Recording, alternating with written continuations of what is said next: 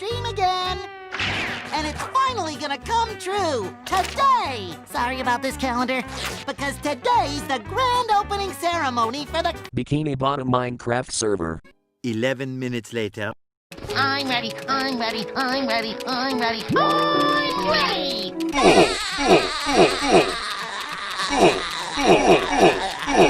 Meanwhile, later.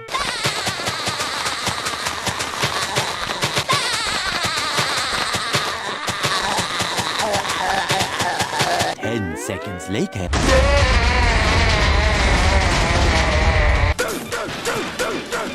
1 hour later.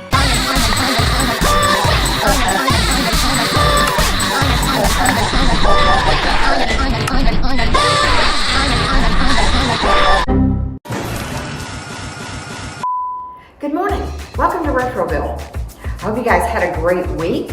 As I continue working on my plans, if you were with me last week, you know that I started on a project here. And as I started working on it again this week, I realized I'm going to need some help. I can't accomplish all that I've got planned by myself. It's a lot of work. And it made me think about Jesus and what he had planned. I mean, God had a plan before he even made the first man and woman in Adam and Eve, because he knew what was going to happen. So he had a plan. And part of that plan included sending his son Jesus. Now, we've talked about that, what happened when Jesus came, and last week we talked about the fact that his parents took him to the temple to be dedicated to the Lord. So this week we're going to look at what was the next thing in Jesus' life as he became an adult, and we talked about him starting his earthly ministry. Well, he needed some people to help him. So we're going to look at that. I'm going to need some people to help me. Before I go and find those people, why don't we go play a game?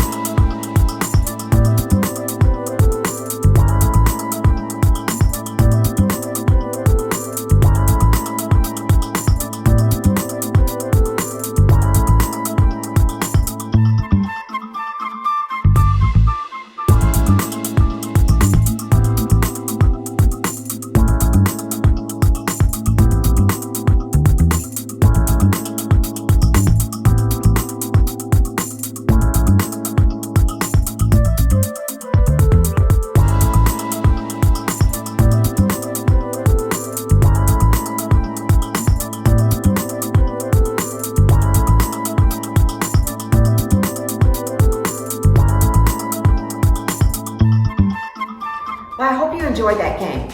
Now, as we're talking today about Jesus choosing his disciples, the people that he'll pick that will help him to accomplish his plans, we're actually looking at our story out of the book of Luke. And there's other accounts in the Gospels that tell you this, but if you want to look in the book of Luke, get your Bibles and open it up. And as we look in Luke, it tells us that as he began, John the Baptist, we've learned about him, how he prepared the way for Jesus. Well, John the Baptist has already began to tell people about him. And Jesus has already healed a man of an unclean spirit. We can learn about that in Luke chapter 4. And he's also healed a man named Simon's mother-in-law. He's healed her when she was sick. And then if you look in chapter 5, it tells us about him going to pick his disciples and what was happening and how the crowds were pressing in, because as Jesus began to heal people, people wanted to come and see him. Think about it. If you were sick or you had a family member that was sick, and there's a lot of people sick right now, you would want to go see this man Jesus, and people did. So we're going to watch a video that's going to help you to understand what actually took place out there. Hey kids, do you know what you want to be when you grow up? Maybe you want to be a doctor, or a police officer, or a football player. Did you know that no matter what you are when you grow up, that you have a chance to change the world? We'll learn all about this today. As we take a look at how Jesus picked his first disciples. Jesus picked regular people to follow him. Back in Jesus' day, there were people called Pharisees, and they knew a lot about the Bible and God. You would think Jesus would pick those kind of guys to be his first followers, right? Well, he didn't. He picked a bunch of regular guys. In fact, most of them were fishermen. That'd be like picking a plumber for your doctor, but he chose them on purpose. Jesus gave his followers a mission right away. He wanted them to know what they were getting into. See, they weren't going to get rich or famous following Jesus. But he was going to use them for big things. Memory verse.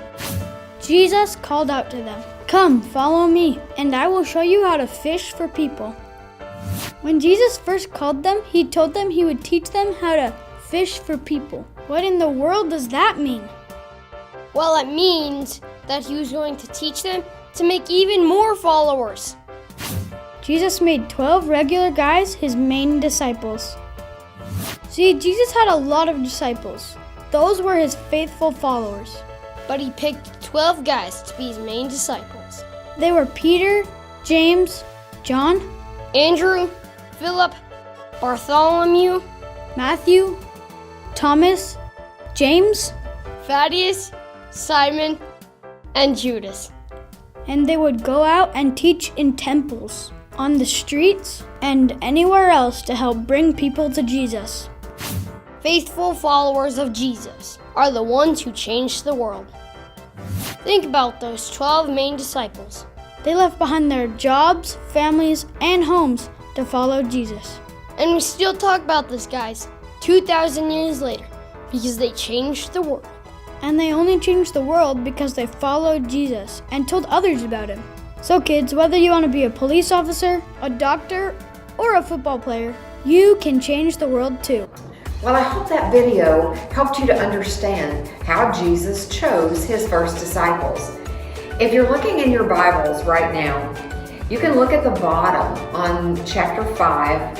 It says, if you needed a job done right, a really important job, what kind of person would you choose? Someone who's smart, faithful, honest? Read Luke 5, 1 through 11, and 27 through 32. Jesus had the most important job of all that needed to be accomplished. He needed people to tell others about him, to catch men. What kind of people did Jesus choose? Fishermen weren't well educated. Tax collectors weren't known for being honest. Peter summed it up well. I am a sinful man. Jesus chooses people like that, like us, and he enables even us to do important things.